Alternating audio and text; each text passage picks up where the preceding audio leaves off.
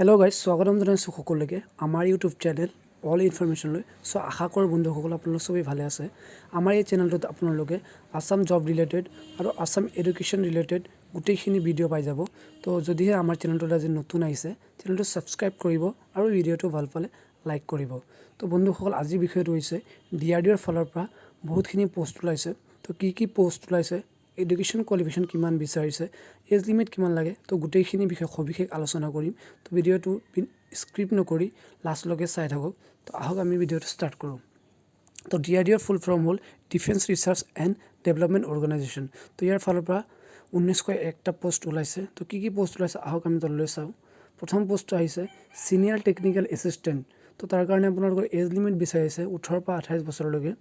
SC ST OBCৰ কাৰণে as relaxation আছে। Education qualification লাগে কিমান, বেচেলাৰ্ছ ডিগ্ৰী ইন ছায়েন্স নহ'লে ডিপ্ল'মা লাগিব, ইঞ্জিনিয়াৰিং টেকন'লজি, তো কম্পিউটাৰ ছায়েন্স আৰু এহেড ছাবজেক্ট। তলত যিখিনি ছাবজেক্ট দিয়া আছে সেইখিনিত আপোনালোকৰ ডিপ্ল'মা বা ডিগ্ৰী লাগিব। তো আহক চাওক কি ছাবজেক্টত ডিপ্ল'মা বা ডিগ্ৰী লাগিব। তো বন্ধুসকল, ডিপ্ল'মা হৈছে মানে কি, পলিটেকনিক ক'ৰ্চ হয়, যিটো 3 বছৰীয়া ক'ৰ্চ হয়। সেইটো যদি আপোনাৰ কৰা আছে তেতিয়ালৈ হৈ যাব, যিখিনি টেট দিয়া আছে। প্ৰথমে দিয়া আছে অট'মোবাইল, ছেকেণ্ড দিয়া আছে chemical, civil, computer science, electronics instrumentation, electronics and common electronics telecom. এইটো ইলেক্ট্ৰনিক্স যিটো টেলিকম দিছে সেইটো আপোনাৰ ICTSM যিটো ক'ৰ্চ হয় ITR, তো সেই ICTSM ক'ৰ্চটো হয় এইটো। তো ইনষ্ট্ৰুমেণ্টেশ্যন, মেকানিকেল, তাৰপিছত মেট্ৰলজি ইঞ্জিনিয়াৰিং, এইখিনি বস্তুত আপোনালোকে এইখিনি বিষয়ত আপোনালোকৰ কি ডিপ্ল'মা থকাটো অতি দৰকাৰ।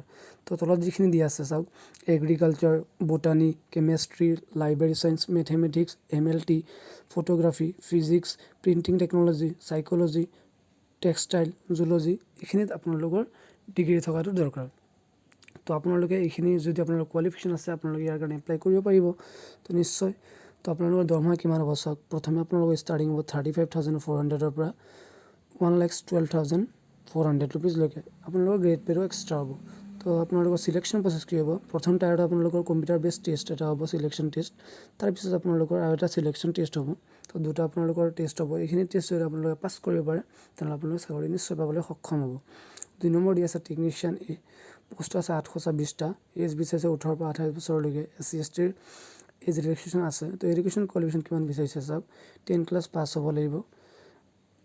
লগতে আপোনালোকৰ চাৰ্টিফিকেট থাকিব লাগিব ITR পৰা। তলত যিখিনি ক'ৰ্চ দি আছে এইখিনি ক'ৰ্চত আপোনালোকৰ ITR পৰা চাৰ্টিফিকেট থকাটো অতি দৰকাৰ। তো তলত কি ক'ৰ্চ দি আছে আহক চাওক।